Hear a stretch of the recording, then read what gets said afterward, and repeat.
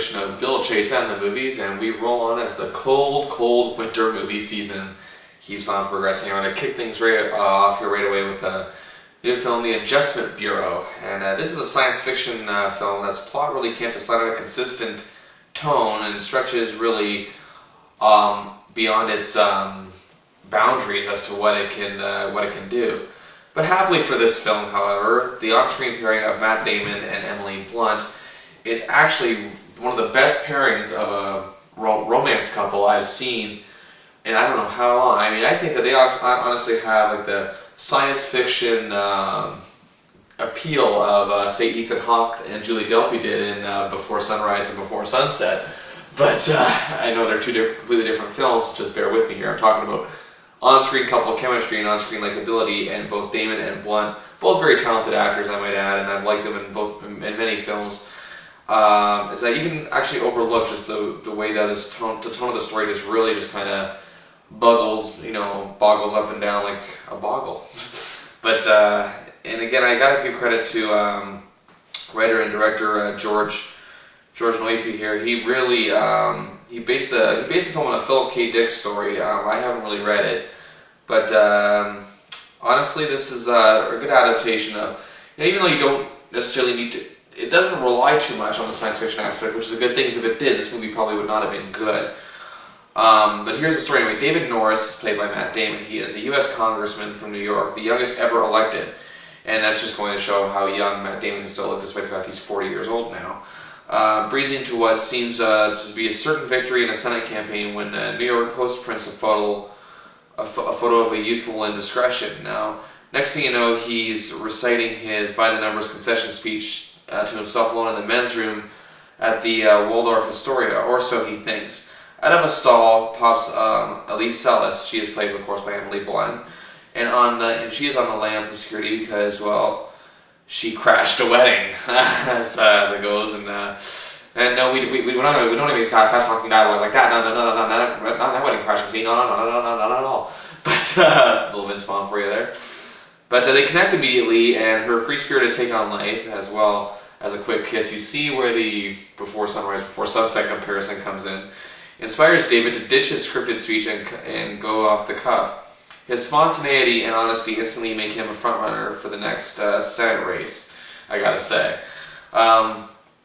Later, he bumps into Elise on a bus and is pursued by a mad, hat-wearing man named Harry Mitchell, played by Anthony Mackie, in a good performance here, upon arriving at his new job. What a first day, huh?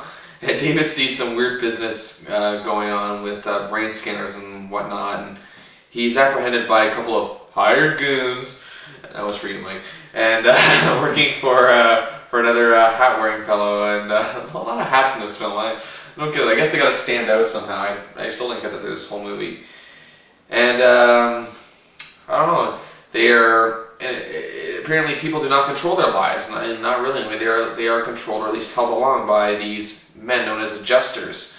The day the internet went down at the worst possible time, where you couldn't find your keys when you needed them, it could have been chance, but it might also have been a visit from the Adjustment Bureau. And that's really where this film, his action sequences take off. To be honest with you, I don't know what I would rather see, this whole film as what it is combining, or just a separate romance of spontaneity between Damon and Blunt. Now, again, despite, not to say the sci-fi plot isn't all bad, but it's to say that, who knows what could have happened with just a regular movie with these two. So, of course, the big plan is in the works for Norris, but Elise isn't a part of it. So, Richardson explains that David can't see her again, and Harry's sympathetic to, David's frustration and confusion, but shows up to help to explain why it is so important to David. Now, David will have none of it, of course, and this whole thing just takes off into just this whole thing. He's frustrated that there's frustration growing with the Bureau that they can't prevent them from falling in love. So the big gun is called in. His name is Thompson. He is played really well by Terrence Stamp. And I love Terrence Stamp because every time he walks on screen, you know something serious is going to happen. And that's what I love about his performances in a lot of these movies. And it takes a film, and here the film takes a turn. In my opinion, maybe it wasn't needed. I'm not 100% sure. But at the same time, well, I guess we'll just never know. But again, the details of the plan to David are laid out, but of course, he still can't fathom what this is all about. He loves this girl, so of course he's going to fight to do what he can to stay with her. Now the results of the sci-fi plot just can't seem to take a proper path. It just seems it doesn't know which.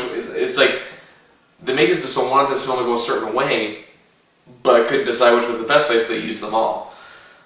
That said, however, it is really entertaining to watch Damon and Blunt together when fate or the adjusters aren't keeping them apart or whatever. Their chemistry is natural, it's romantic, and the film actually looks really well too. It's really well shot, and it's in New York.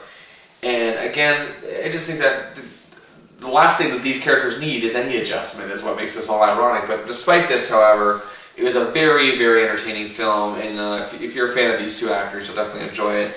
I give The Adjustment Bureau 3.5 stars out of 5.